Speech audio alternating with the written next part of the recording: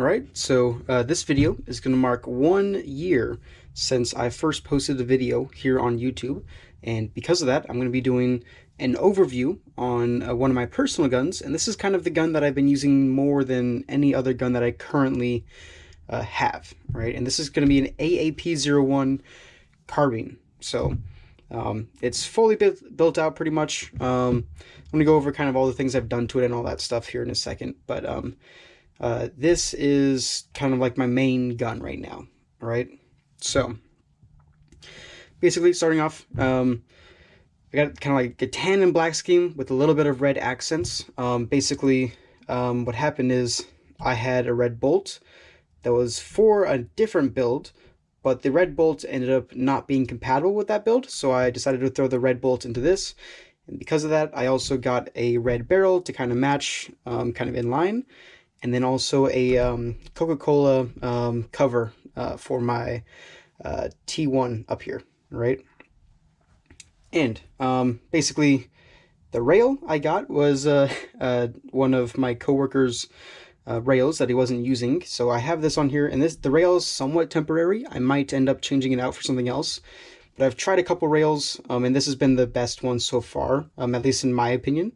And I have tan stuffs have I have a hand stop basically on here, and this is pretty nice, pretty comfortable.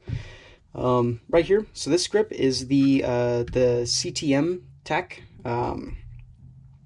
Ruger style grip, basically 2245. It's very nice because it kind of changes the whole profile of the gun. Let me grab a stock grip, or you guys are probably all familiar with what a stock one looks like, but here's like a stock one. So in comparison, a lot different sort of profile. This one looks a lot nicer. So I've been using this, and then I'll show you the other side in a second, but the magazine release is a little bit different on this. I have a Magpul stock back here, and this is a real Magpul stock. I have Velcro in there to shim it so it doesn't wobble or anything like that. Odin Flashlight. This flashlight is very bright. I don't know if I have it fully charged right now, but super nice. Definitely recommend this. And then I have the Bifrost. Everybody knows the Bifrost pretty much. All right, I do have the PTS Unity, so this is the Airsoft version, but perfectly fine, super nice. I did remove the internal iron sights because I was planning on having external iron sights. I just haven't gotten around to doing external iron sights on this build yet. But we're gonna go ahead and flip this over to this side. You might be able to tell now, but the magazine release is actually circular. It's more of a 1911 style magazine release, which is cool on this this grip. I like this grip is really nice. I definitely recommend this grip. It is a little bit tight. I'll go over that in a second here, but I do like this grip as just a grip in general. All right. I do have zip ties holding on the wires for the pressure switch, but that's about it on the outside. I can take the magazine out. Magazines, right now I'm using these. So these are green gas magazines with extended base pads. In the past I have been using these base pads. So these are the Floyds I think is the name. I've been using these, but these are hard to get in America, whereas these ones are easy to get in America. So I've been using these lately. Still kind of testing them. It's kind of a new thing, but I have been liking them, and they do look nicer than the other ones, I think, when they're in the gun. But I do also use a magazine adapter as well. Right now I've been using these. All right. We're going to go ahead and we're going to open up the gun real quick.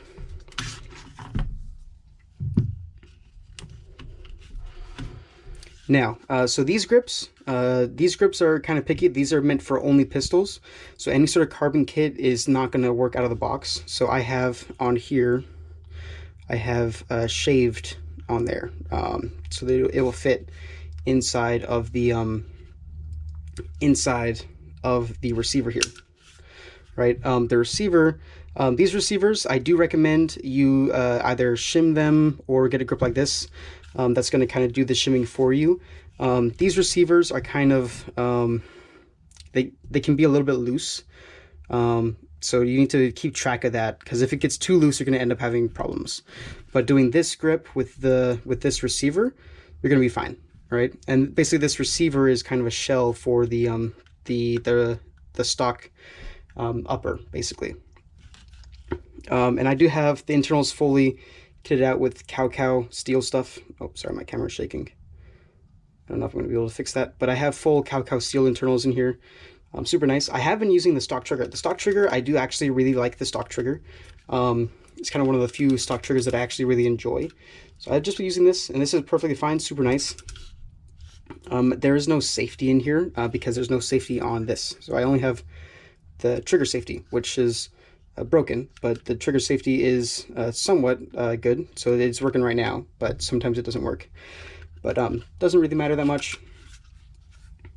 I do have on the inside, I have, of course, the aluminum hopup. I definitely recommend you have that. If you don't have the aluminum, or not aluminum, the CNC one-piece hopup, that is kind of the #1 upgrade besides the hammer that I recommend, is the upgraded hopup. Super nice because it's clicky, so it clicks into place at whatever position you want it to be at. All right, and then obviously stock nozzle. The upgraded nozzles are not good. Don't do those. And again, earlier I talked about how the grip is tight. The grip is really tight. So you're gonna have to kind of modify your fire pin lock a little bit because it's gonna be very tight inside of there. And you might need to do a little bit of modification elsewhere, depending on like what trigger bar you're using or if you did anything else. But pretty good. These are really, really tight, basically, is what I'm trying to say. All right. What else do I have? I don't think I have much else. I mean, all the springs are all completely upgraded. Obviously, I got Waldo customs in the bolts for the recoil and the nozzle, and then everything else is pretty much all going to be garter. I found that garter is kind of the best ones. Not the winter use. Get the normal garter, not the winter garter. The winter garter kind of sucks. Get the standard enhanced garter. That's what you want, right? But yeah, I mean, this is kind of like 1 year anniversary, I guess, for my first video. So thank you guys for sticking around and helping me sort of enjoy this hobby in a whole nother light. I had a lot of fun making YouTube videos and being able to help all you guys with builds and stuff like that. All right, so have a nice day. Adios. Don't forget to like, comment, and subscribe if this video was useful for you. And make sure you check out the link down below. That is a link to our Discord server, and you are welcome to join. All right, have a nice day.